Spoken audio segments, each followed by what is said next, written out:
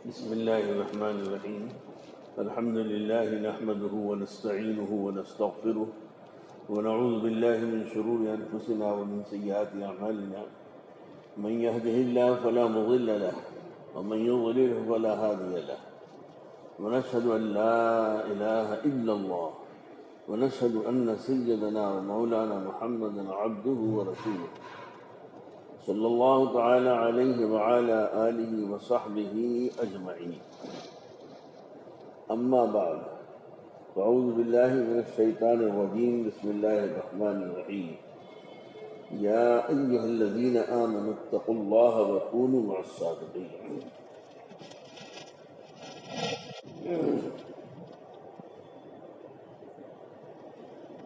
اللہ رب العالمین نے اس آیت کریمہ میں اہل ایمان سے خطاب کرتے ہوئے ارشاد فرمایا، یا ایھا الذین آمنوا، اے میرے اوپر ایمان لانے والوں. اور اس کا دوسرا ترجمہ یہ ہے کہ اے مجھ سے معاہدہ کرنے والوں. اس لیے کہ ایک جگہ اللہ نے ارشاد فرمایا، اوفوا بعہدی اوفی بعہدکم، اپنا عہد پورا کرو، میرا عہد تمہارے لیے پورا پورا ملے گا. تو گویا کہ یا ایھا الذین آمنوا سے اللہ تبارک و تعالی نے فرمایا، اے مجھ سے عہد کرنے والوں. کیونکہ بندہ ایمان کے ذریعے اللہ تبارک و تعالی سے عہد کرتا ہے. جیسے کوئی شخص کسی کے یہاں نوکری کرنے جائے اور مالک اس کو اپنا کام بتا دے کہ یہ کام کرنا ہے اور اس کی مزدوری ملے گی، اور اس پر دونوں کا معاہدہ اور دستخط ہو جائے تو اسی کا نام عہد ہے. ایسا ہی جب بندہ اللہ تبارک و تعالی سے ایمان کا تعلق پیدا کرتا ہے تو اللہ سے مالک ہونے اور بڑے ہونے کا اعتراف کرتے ہوئے اس کے احکام کی تکمیل کا معاہدہ کرتا ہے، جس پر اللہ تبارک و تعالیٰ اس کو نوازنے کا وعدہ کر لیتے ہیں. تو چونکہ اللہ تبارک و تعالیٰ سے ایمان کے ذریعے ہم کچھ کرنے کا معاہدہ کرتے ہیں، اس لیے اللہ تبارک و تعالیٰ فرماتے ہیں کہ جس چیز کا آپ لوگوں نے ہم سے معاہدہ کیا اس کو پورا کرو، تب تم انعامات سے نوازے جاؤ گے. اس کی میں ایک مثال دیتا ہوں کہ آپ کی اپنی گاڑی کا ڈرائیور آپ کے سامنے آئے اور آپ سے کہیں کہ بھائی، آپ اس سے کہیں کہ بھائی سفر میں چلنا ہے، چلو اور جلدی سے گاڑی نکالو. لیکن آپ کے ڈرائیور صاحب کہنے لگے کہ مالک صاحب ہمیں موقع نہیں ہے اس وقت جانے کا. اب اگر مالک شریف ہوگا تو اس کو سمجھائے گا اور کہے گا بھائی جو تم نے ہم سے عہد کیا ہے، ایگریمنٹ کیا ہے، اس کو پورا کرو، تبھی تو تم اس کا اجر، اس کی مزدوری ملے گی، اس کی تنخواہ ملے گی. اسی طرح اللہ تبارک و تعالیٰ اپنے بندوں سے فرماتے ہیں، میرے ساتھ معاہدہ، ایگریمنٹ کرنے والوں، وعدہ کرنے والوں، جب تم نے میرے ساتھ معاہدہ کیا ہے تو تم میری بات مانو. لہذا میں کہتا ہوں اتقوا اللہ، مجھ سے یعنی مجھ سے ڈرنا سیکھو، اپنے اندر ڈر اور تقوی پیدا کرو، تاکہ تم میرے حکموں کو سننے کے بعد ایسا نہ ہو کہ بے خیالی سے نظر انداز کر جاؤ اور میں کچھ کہوں تو سنی انسنی کر دو. اس لیے اللہ تبارک و تعالیٰ ارشاد فرماتے ہیں کہ اے مجھ پر ایمان لانے والوں اور اے مجھ سے عہد و معاہدہ کرنے والوں، جب تم نے مجھ سے عہد کیا ہے تو اس عہد کو پورا کرو اور تقوی والے بن جاؤ. یہ ایک ترجمہ ہوا. یا ایھا الذین آمنوا کا ایک عاشقانہ ترجمہ اور دوسرا ترجمہ حضرت حکیم الامت و مجدد الملت حضرت مولانا شاہ اشرف علی صاحب تھانوی رحمۃ اللہ علیہ لکھتے ہیں، الذین آمنوا کا ترجمہ الذین عشقوا، یعنی اے میرے چاہنے والوں اور اے مجھ سے محبت کو تعلق رکھنے والوں اور اے میرے عاشقوں اور اے میرے ماننے والوں. اس لیے کہ محبت میں محبوب کی نافرمانی کی کوئی گنجائش ہی نہیں رہتی۔ محبت میں محبوب کی نافرمانی کی کوئی گنجائش ہی نہیں رہتی۔ ایسا اس لیے کہا گیا کہ ان المحب لمن یحب مطیع، یعنی آدمی جس سے محبت کر بیٹھتا ہے تو اس کی بات بھی مانتا ہے۔ اگر کوئی شخص کسی سے محبت بھی کرے اور اس کی بات بھی نہ مانے تو یہ محبت کا دعویٰ جھوٹا ہوگا، اور اس کے اس دعویٰ محبت کو کوئی تسلیم بھی نہیں کرے گا۔ تو گویا کہ یا ایھا الذین آمنوا کے ذریعے خطاب کرتے ہوئے اللہ تبارک و تعالیٰ مسلمانوں سے یہ کہہ رہے ہیں کہ اے میرے چاہنے والوں، اے میرے عاشقوں، تم تقوی والے بن جاؤ۔ میرے دوستو، اللہ تبارک و تعالیٰ نے اس آیت کریمہ میں اپنی محبت کیوں یاد دلائی اور اپنی محبت کو یاد دلانے کا راز کیا ہے؟ اس کا راز یہی ہے کہ جب کسی آدمی کو کسی خاص صفت سے یاد کیا جاتا ہے تو اس کا مطلب یہ ہے کہ اس سے اس صفت کا مطالبہ ہو رہا ہے۔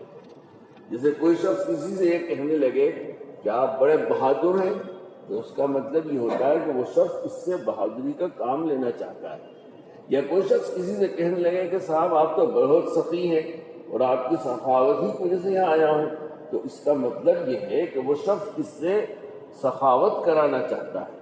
ٹھیک اسی طرح اللہ تبارک و تعالیٰ نے جو محبت کا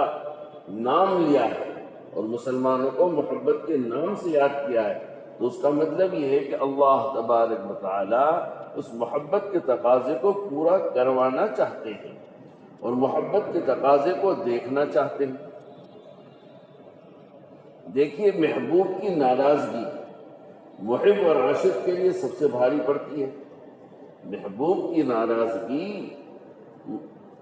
محب اور عاشق کے لیے سب سے بھاری پڑتی ہے۔ محب سوچتا ہے کہ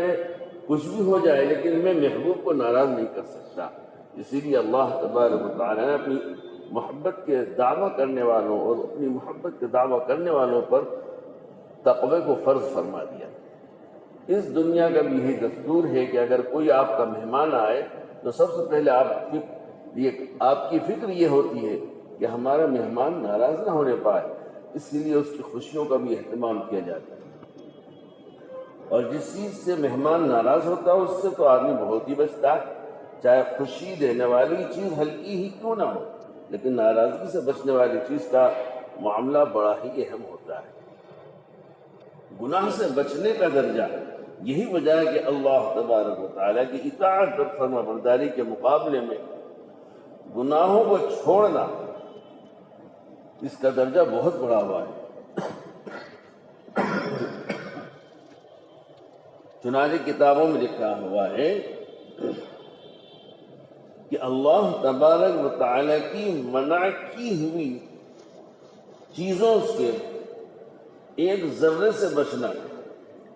پوری دنیا کے جنات اور انسان کی عبادت سے افضل ہے۔ لَتَرَكَ نَرَّةً مِمَّا نَهَى اللَّهُ أَفْضَلَ مِنْ عِبَادَةِ الثَّقَلَيْنِ، یعنی منہیات کی ایک ذرے کو چھوڑنا، جن چیزوں سے اللہ نے منع کیا ہے، تو اس کے ایک ذرے کو چھوڑنا تمام جنات اور تمام انسان کی عبادت سے افضل ہے۔ لہذا اللہ تبارک و تعالیٰ کی محبت کا جو تقاضا ہے وہ تقوی اختیار کرنا ہے، اور اللہ تبارک و تعالیٰ کی ناراضگی سے بچنا یہ محبت کا تقاضا ہے۔ عاشق حقیقی چاہت، جس کو اللہ سے عشق ہوتا ہے، اللہ سے محبت ہوتی ہے، تو اس کی چاہت ہوتی ہے۔ چنانچہ خواجہ عزیز حسن مجذوب رحمۃ اللہ علیہ فرماتے ہیں، کون کہتا ہے بامرادی کا عشق ہے نام نامرادی کا۔ جب کسی سے محبت عشق اللہ سے عشق محبت کریں گے تو پھر اپنی مرادوں کو قربان کرنا پڑے گا، اپنی چاہتوں کو قربان کرنا پڑے گا، پھر اللہ کی چاہت کو، اللہ کی منشا کو، اللہ کے حکم کو پورا کرنا ہوگا۔ فرمایا یہ کون کہتا ہے کہ عاشق بامراد ہونا چاہتا ہے؟ فرمایا نہیں، عاشق تو بے مراد رہنا چاہتا ہے۔ عاشق چاہتا ہے کہ میرے محبوب کی مراد پوری ہو اور میری مراد پوری نہ ہو۔ محبت کا اکھاڑا ایک ایسا اکھاڑا ہے جس میں عاشق کو فتح یابی کی کبھی خواہش ہی نہیں ہوتی، بلکہ اس کے اندر تو ہمیشہ شکست کھانے کا جذبہ ہوتا ہے۔ اسی موقع پر حضرت مولانا شاہ محمد احمد صاحب پرتاپ گڑھی رحمۃ اللہ علیہ فرماتے ہیں، محبت کی بازی وہ بازی ہے احمد، محبت کی بازی وہ بازی ہے احمد، جو خود ہار جانے کو جیتا ہوا ہے۔ جب آپ دیکھیے صحابہ کرام رضوان اللہ تعالی علیہم اجمعین، تابعین، تبع تابعین، اولیاء کرام، ان کو اللہ سے محبت ہے، تو اللہ کی محبت کی خاطر سب کچھ چھوڑ دیا، سب کچھ قربان کر دیا۔ جی اپنی چاہت اپنی مرضی کو پورا ہی نہیں کیا، اللہ کی چاہت اور اللہ کی مرضی کو پورا کیا۔ شاہ صاحب فرماتے ہیں کہ محبت کی بازی میں جیتنے کا کبھی خیال ہی نہیں آتا، بلکہ اس محبت کی بازی میں تو ہار جانے کو جی جاتا ہے، کیونکہ ہارنا ہی سب سے بڑا کام اور ہار جانا ہی سب سے بڑی کامیابی ہے۔ عاشق تو چاہتا ہے کہ ہم ہار جائیں اور میرا محبوب جیت جائے۔ چنانچہ اللہ تبارک و تعالی ارشاد فرماتے ہیں، وَمَا تَشَاءُونَ إِلَّا أَن يَشَاءَ اللَّهُ رَبُّ الْعَالَمِينَ۔ تم چاہ کے کیا کر سکتے ہو؟ تمہارا چاہا ہوا کبھی نہیں ہو سکتا۔ تم وہ چاہو جو پروردگار عالم کی محبت دے کر یہ سکھایا گیا کہ اپنی چاہتوں کو مولا کی چاہتوں پر مٹا دو، قربان کر دو، اور محمد رسول اللہ صلی اللہ علیہ وسلم کی خواہشات پر، ان کی پسند پر اپنی پسند اور اپنی خواہش کو قربان کر دو، کیونکہ اگر تم نے اللہ اور رسول اللہ کی پسند کو پسند کر لیا اور حاصل کر لیا تو تم سے بڑا بہادر اس دنیا میں کوئی نہیں ہو سکتا۔ تم نے اگر اللہ اور رسول کی پسند کو پسند کر لیا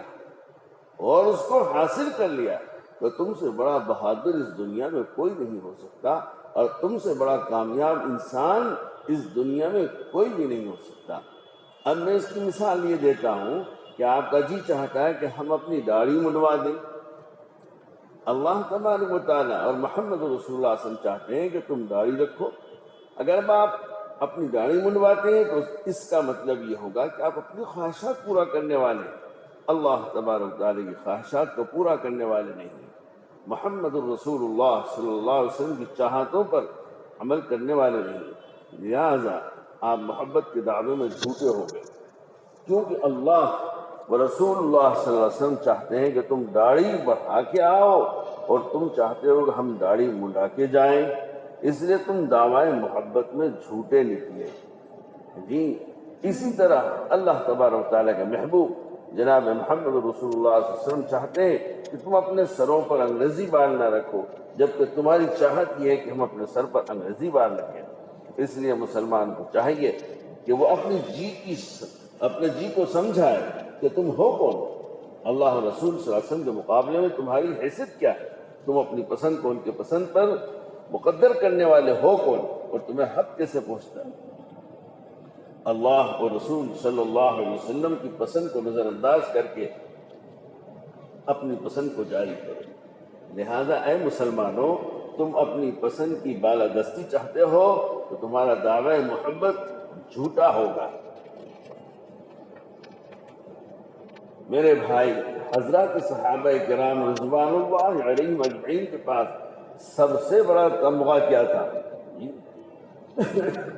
ان کا سب سے بڑا احساس کیا تھا؟ کیا ان کے اندر سب سے بڑی خصوصیت تھی؟ ان کی سب سے بڑی ڈگری کیا تھی؟ حضرات صحابہ کرام کا سب سے بڑا تمغہ، سب سے بڑی ڈگری یہ تھی کہ انہوں نے اسی ہاتھ اور پیر سے اپنے کو اللہ کو راضی کر لیا، اسی ہاتھ اور پیر سے اپنے اللہ کو راضی کر لیا، اور اسی ہاتھ پیر سے رسول اللہ صلی اللہ علیہ وسلم کی خوشیوں کو خرید لیا۔ ان کے یہی جان و مال رسول اللہ صلی اللہ علیہ وسلم کی خوشیوں کے خریدار بن گئے، اور اللہ تبارک و تعالیٰ نے بھی رضی اللہ عنہ ورضوا عنہ کے ذریعے اپنی خوشی کا اعلان کر دیا اور فرمایا کہ بھائی تم کمزور ہو، لہذا اگر تم کمزور خوشی پیش کرو گے تو تمہارے مالک کی خوشی اس سے ڈبل ملے گی، لہذا اس سے بڑا کامیاب اور اس سے بڑا سمجھدار شخص کون ہو سکتا ہے جو اپنی کمزوری، اپنی کمزور خوشی کو دے کر اپنے مولا کی طاقت اور خوشی حاصل کر لے، اور اپنی عاجز خوشی کو قربان کر کے اپنے قادر مولا کی خوشی کو حاصل کر لے۔ میرے نزدیک تو اس سے بڑا سمجھدار کوئی بھی نہیں ہو سکتا۔ میرے دوستو، اگر اللہ رب العالمین خوش ہوگا تو ڈائریکٹ اپنی جنت میں داخل کر دے گا۔ اور حضرات صحابہ کرام کی شان میں رضی اللہ عنہم ورضوا عنہ کہہ کر اللہ تبارک و تعالیٰ نے یہی بات سمجھا دیا کہ انہوں نے اللہ تبارک و تعالیٰ کو راضی کر کے بہت بڑی خوشی حاصل کر لی۔ لیکن آج کا مسلمان اپنی شکل صورت بگاڑ کر یہ سوچتا ہے کہ ہم خوش ہو گئے اور کامیابی ہمارا مقدر بن گئی، حالانکہ اسے نہیں پتا کہ خسارہ، نقصان اس کا مقدر بن چکا ہے۔ بہرحال میں عرض کر رہا تھا کہ اللہ تبارک و تعالیٰ نے مسلمانوں کو مخاطب کرتے ہوئے ارشاد فرمایا، یا ایھا الذین آمنوا، اے میرے چاہنے والو، اے ایمان اور عشق ہی کا نام، کیونکہ اللہ تبارک و تعالیٰ نے مومن کی تعریف بیان کرتے ہوئے قرآن کریم میں ارشاد فرمایا، والذین آمنوا اشد حبا للہ، یعنی مومن کون ہوتا ہے، مسلمان کون ہوتا ہے، الذین آمنوا کون لوگ ہوتے ہیں، فرمایا اشد حبا للہ، جو اللہ تبارک و تعالیٰ کا سب سے زیادہ عاشق ہوتا ہے۔ چنانچہ حکیم الامت مجدد الملت حضرت مولانا شاہ اشرف علی صاحب تھانوی رحمۃ اللہ علیہ فرماتے ہیں، اشد حبا للہ کا معنی ہے جو اللہ تبارک و تعالیٰ کا عاشق ہو گیا۔ حضرت حکیم الامت رحمۃ اللہ علیہ نے خود لکھا ہے، اللہ تبارک و تعالیٰ نے لفظ عشق کو کیوں چھوڑ دیا، فرمایا کہ لفظ بازاری ہو گیا تھا اور انسان کی محبت میں استعمال ہونے لگا تھا، نفس کی خواہشات کے تعلق کے لیے استعمال ہونے لگا تھا، اس لیے اللہ تبارک و تعالیٰ نے اس لفظ کو نظر انداز کر کے اس کے معنی کی ادائیگی کے لیے اشد حبا للہ کی تعبیر اختیار فرمائی۔ اور حضرات علماء کرام جو یہاں موجود ہیں وہ بھی جانتے ہیں کہ اشد حبا للہ سے اللہ تبارک و تعالیٰ نے عشق کے معنی کو بیان فرمایا۔ عاشق ایسا ہوتا ہے کہ ایک عاشق جنگل میں جا رہا تھا اور جاتے جاتے اپنے محبوب کی خوشیوں کے لیے اور اللہ تبارک و تعالیٰ کی خوشیوں کے لیے اس کے اندر ایک جذبہ پیدا ہوا، کہنے لگا، اے اللہ تیری خوشی کیا ہے، کس چیز سے تو راضی ہوگا، آپ اپنی خوشیوں کو بتا دیں تو میں اس خوشی کو حاصل کر لوں۔ تو آواز آئی، میری خوشی کے لیے دونوں جہان کو، دنیا آخرت کو قربان کر دو جب میری خوشی نصیب ہوگی۔ اب بتائیے، جس کے پاس کچھ بھی نہیں تھا پھر بھی وہ کیا کہتا ہے، وہ سنیے اور خوب غور سے سنیے، قیمت خود حد عالم گفت ہے، نرف بالا کن کے انسانی حلوز، اے میرے مولا تو نے اپنی خوشی کی یہی قیمت بتائی، یہی دونوں جہان اتنا چھوٹا سا، یہ لگا کہ آپ کی قیمت بڑھا دیجئے، آپ اپنی قیمت بڑھائیے، کیونکہ بہت سے لوگ اس قیمت کو ادا کرنے کے لیے آگے آ جائیں گے، اس لیے کہ میں چاہتا ہوں کہ میں ہی تیرے قربان رہوں، لہذا اپنی قیمت اور بڑھائیے اور بڑھائیے اور بڑھائیے۔ اے میرے مولا، آپ کا کوئی مول نہیں ہے، آپ تو انمول ہے۔ اپنے مولا کی خوشیوں کو پروان چڑھانا ہی محبت کا خلاصہ ہے۔ اللہ تبارک و تعالیٰ نے ایک بالغ کے انسان کے اندر ایسا جوہر رکھا ہے جس سے وہ مالک کائنات اور عرش کرسی کے خالق و مالک کو راضی کرنے کے لیے تیار ہے۔ کیا یہ معمولی جوہر ہے؟ جیسے ایک جھاڑو دینے والا، ایک گاڑی کا ڈرائیور، ایک گھر میں کھانا پکانے والا اپنے ملک کے وزیر اعظم کو اور اپنے صوبے کے وزیر اعلیٰ کو خوش کر لیتا ہے، اور یہی انسان اور بھی لوگوں کو بھیا اور چاچا کہہ کر خوش کر لیتا ہے، تو کہ یہی انسان اپنے اعضاء و جوارح کو صحیح استعمال کرنا سیکھ کر اپنے اللہ اور رسول کو راضی نہیں کر سکتا۔ انہی ہاتھ اور پیر سے، ہاتھ پیر سے مراد ان ہاتھ پیروں کو اور تمام جسم کے اعضاء کو اللہ کی منشا پر استعمال کریں، اللہ کی مرضی کے خلاف اپنے پورے جسم کے اعضاء و جوارح کو استعمال نہ کریں۔ تو کیا اللہ رسول کو راضی نہیں کر سکتا؟ انہی ہاتھ اور پیر سے نیک بخت اور سعادت مند نہیں بن سکتا؟ یقیناً بن سکتا ہے۔ کیوں کہ اس انسان کے اندر اللہ اور رسول صلی اللہ علیہ وسلم کو خوش کرنے کے لیے جو جوہر رکھا ہوا ہے وہ جوہر یہی ہے کہ اپنی خوشیوں کو قربان کرنا اور اپنے مولا کی خوشیوں کو فرمان چڑھانا، یہی محبت کا خلاصہ اور نچوڑ ہے، یہی محبت کا حاصل ہے۔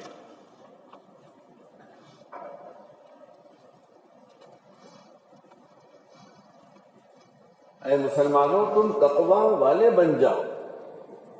بہرحال میں یہ کہہ رہا تھا کہ اللہ تبارک و تعالیٰ نے اس آیت میں مسلمانوں سے خطاب کرتے ہوئے ارشاد فرمایا کہ اے عاشقوں، اے ایمان لانے والو، اے مجھ سے وعدہ کر کے ایمان میں داخل ہونے والو،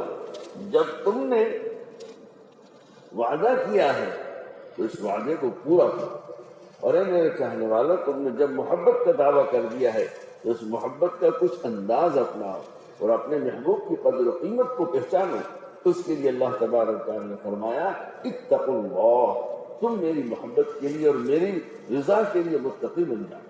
یعنی تم میری محبت چاہتے ہو، اللہ فرماتا ہے کہ اگر تم میری محبت چاہتے ہو اور میری رضا چاہتے ہو کہ میں تم سے راضی ہو جاؤں، تم سے خوش ہو جاؤں، تو تم اس کے لیے تقوی اختیار کرو، تقوی حاصل کرو۔ تقوی حاصل کر لو گے، اپنے اندر تقوی پیدا کر لو گے تو میری رضا تمہیں دے دوں گا، خوشنودی تمہیں دے دوں گا، اور میری محبت بھی تمہیں دے دوں گا۔ اب میں اس کی مثال دیتا ہوں تاکہ بات اچھی طرح سمجھ میں آ جائے۔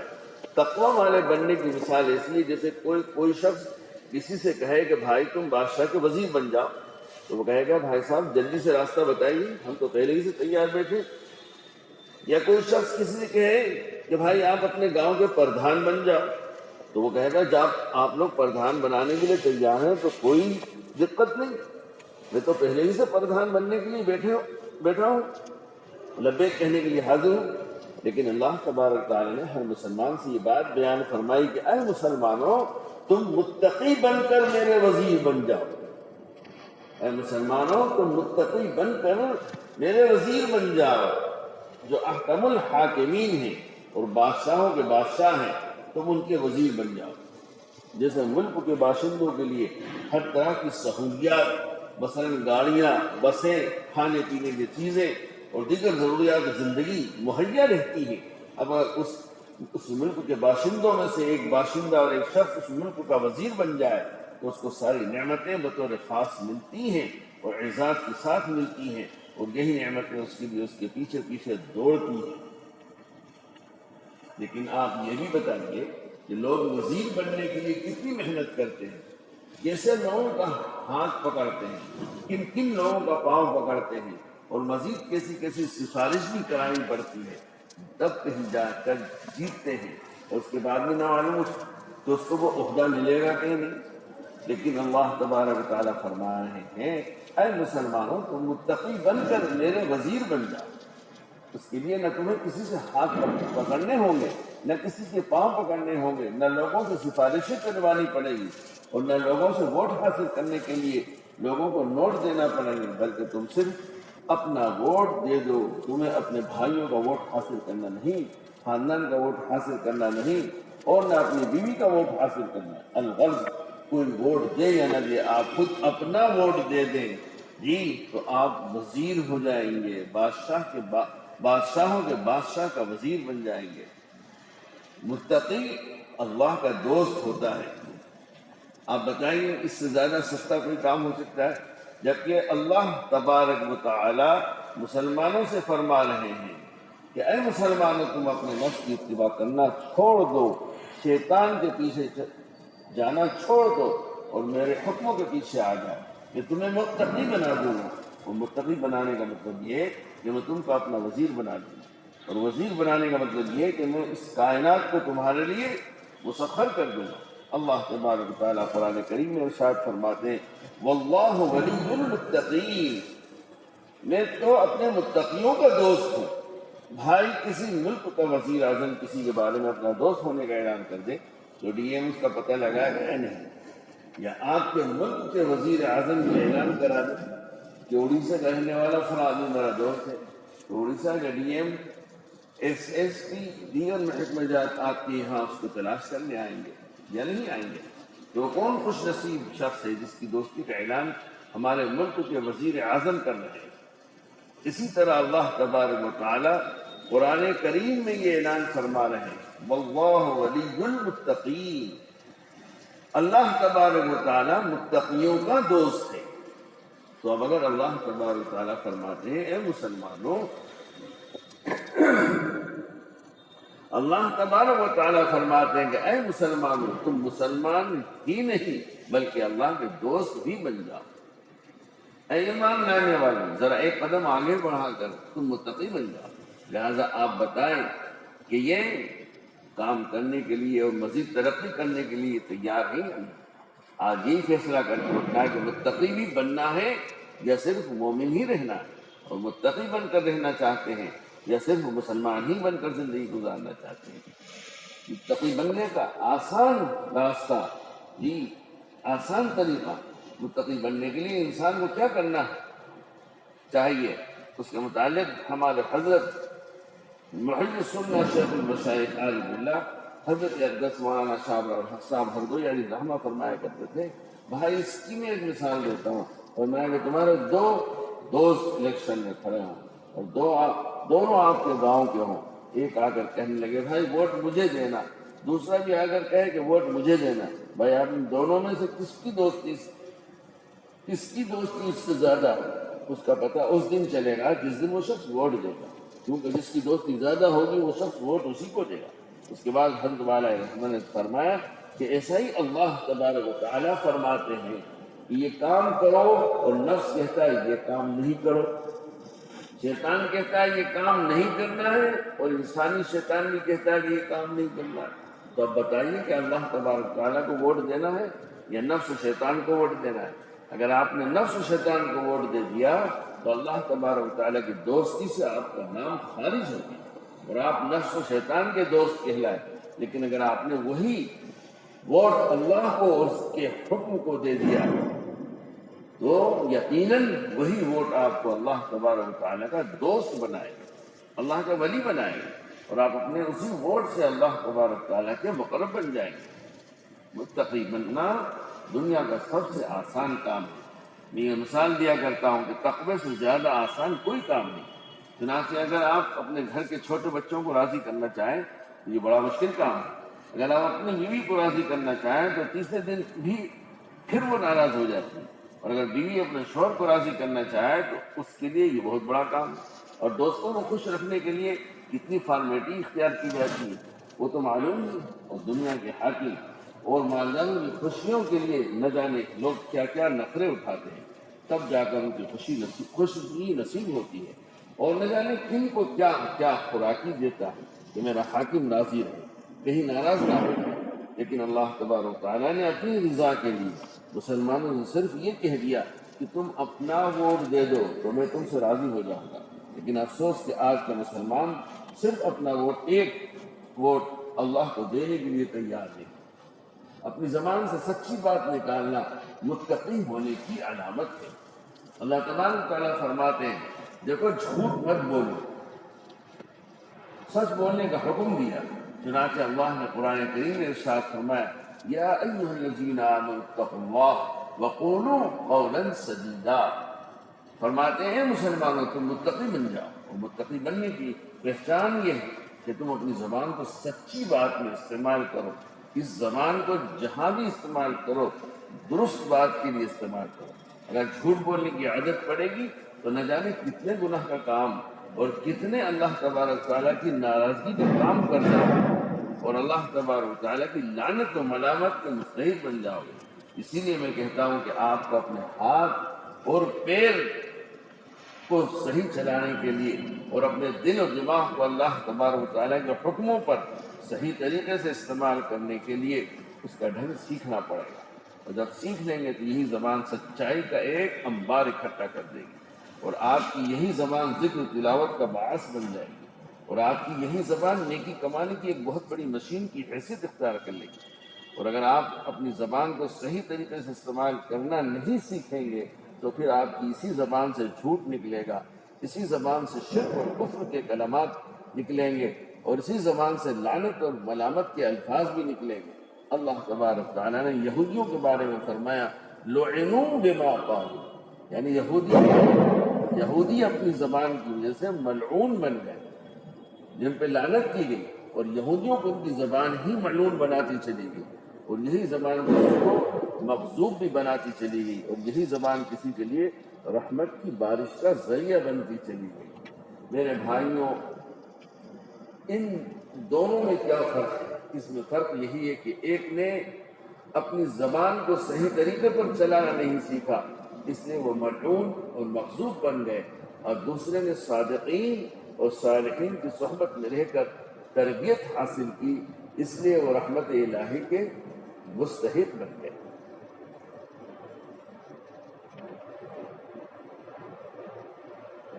اس لیے میرے عزیز،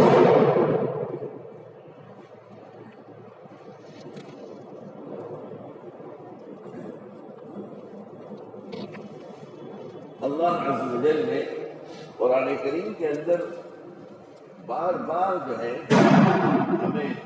مخاطب کیا اور ہمیں حکم فرمایا اتقوا اللہ، اے ایمان والو اللہ سے ڈرو، اللہ سے ڈرو، اور اسی کا نام تقویٰ اختیار ہے، کیونکہ تقویٰ ہی ایک ایسی چیز ہے کہ اگر تقویٰ پیدا ہو گیا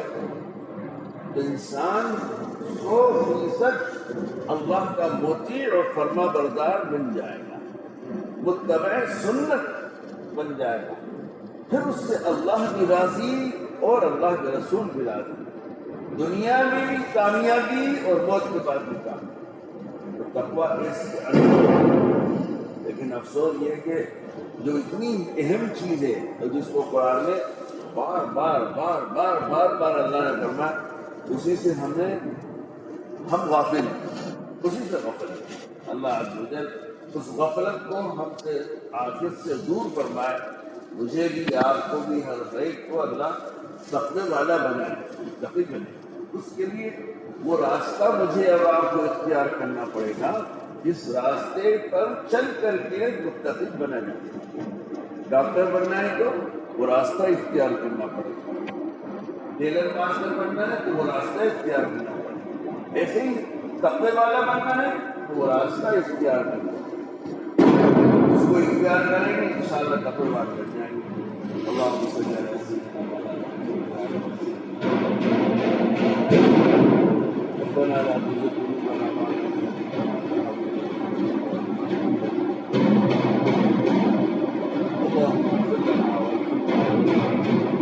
اللهم اغفر لنا وتب علينا اللهم انا نسألك من خير ما سألك منه نبيك وحبيبك سيدنا محمد صلى الله عليه وسلم، ونعوذ بك من شر ما استعاذك منه نبيك وحبيبك سيدنا محمد صلى الله عليه وسلم، وأنت المستعان وعليك البلاغ، لا حول ولا قوة إلا بالله العظيم۔ ربنا تقبل منا إنك أنت السميع العليم وتب علينا يا مولانا إنك أنت التواب الرحيم، وصلى الله تعالى على خير خلقه محمد وعلى آله وأصحابه وأهل بيته أجمعين، وارحمنا معهم برحمتك يا أرحم